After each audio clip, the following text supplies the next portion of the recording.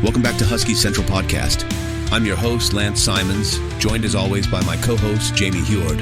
We're breaking down all things Washington Huskies basketball, and wow, what a weekend to talk about. The Huskies took on Iowa on Saturday, February 22nd, and while the result wasn't what we hoped for, one guy continues to be the heartbeat of this team, great Osobor. Yeah, it's the same story we've been telling all season. The Huskies fall to Iowa 83-71, another tough loss in a season full of them, but great Osobor. Man, he's a warrior. The guy put up his 8th double-double of the year, 15 points and 11 rebounds, and honestly, he was the only reason this game didn't get completely out of hand early. Osobor did everything he could to keep Washington in it. Absolutely. And let's set the scene here. Iowa's Carver-Hawkeye Arena, not an easy place to play. Washington's sitting at 13-14 now, 4-12 in the Big Ten, while Iowa's 14-13, 5-11 in conference play. Neither team's lighting the world on fire, but Osobor's efficiency stood out. He wasn't just chucking shots, he was smart, deliberate, and still managed to lead the team in scoring and rebounding. That's wild for a guy who's also topping the assist charts at 3.4 per game this season. And let's not forget where this guy came from. England, by way of Montana State and Utah State, now thriving under Danny Sprinkle in Seattle. I mean, 15 points and 11 boards against a Big Ten team on the road? That's not a fluke. He's averaging 15 points and 8.7 rebounds on the year, shooting 47.5% from the field. The dude's a walking double-double machine. Absolutely. But here's my question, Lance. Why can't the rest of the team match that energy? That's the million-dollar question, Jamie. You look at this Iowa game, and it's clear Osobor's carrying the load. Tyler Harris has been a solid second option. He's got 14.3 points per game, and those 15 blocks that tie him for second in the Big Ten.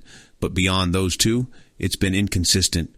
The Huskies' offense struggles in conference play, averaging just 69.1 points per game, dead last in the Big Ten. Against Iowa, they couldn't stop the Hawkeyes shooting 47.6% from three, according to some posts on X.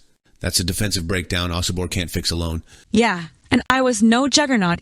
They're missing their leading scorer, Owen Freeman, and still managed to drop 83 on us. That's a red flag.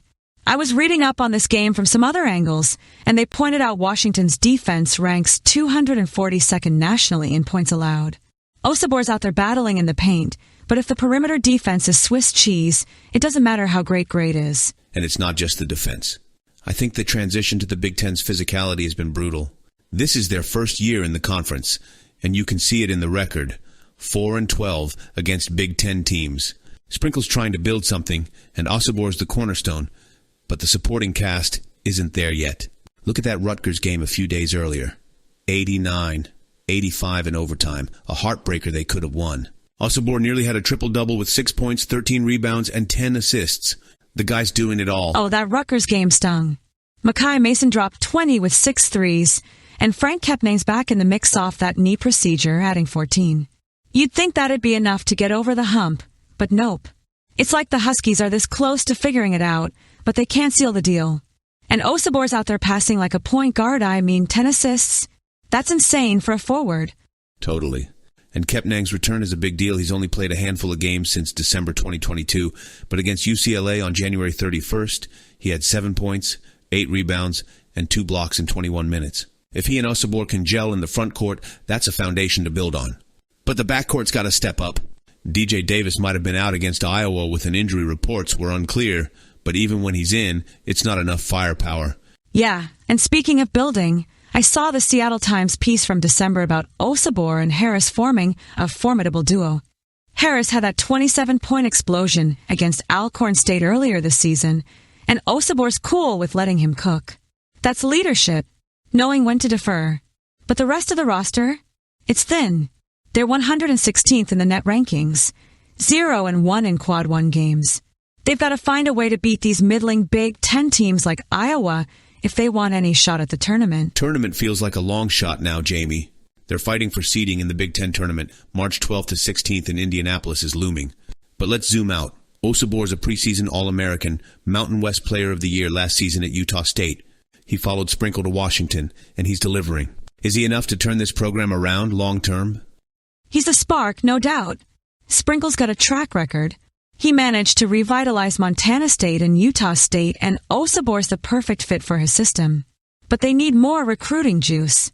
The women's team under Tina Langley just landed 3 top 100 recruits for 2025, including a 5-star. Wow. The men's side needs that kind of haul. Osobor's a senior. He's got 1 year left, maybe 2 with eligibility quirks. They can't waste his prime. Agreed, and fans are still enjoying him. Hopefully Washington basketball fans are enjoying seeing Osobor on the court. I know I am. He's must-watch hoops. So, prediction time. They've got Wisconsin next on February 27th. Badgers are rolling, coming off a brutal loss to Oregon. Can Osobor keep the Huskies competitive? Wisconsin's a tall order. Top of the Big Ten. Fast and physical. Osobor might go for 20 and 10, but I don't see them winning on the road. I'll say 78-65, Badgers. He'll shine, but the team's got to catch up. Oh, that's a fair take. I'll go 82-70, Wisconsin. Osobor's great, but it's a team game. All right, that's all for today, folks. Follow us on socials, drop your thoughts on Osobor's season, and we'll catch you next time on the Huskies Central Podcast. Thanks for listening.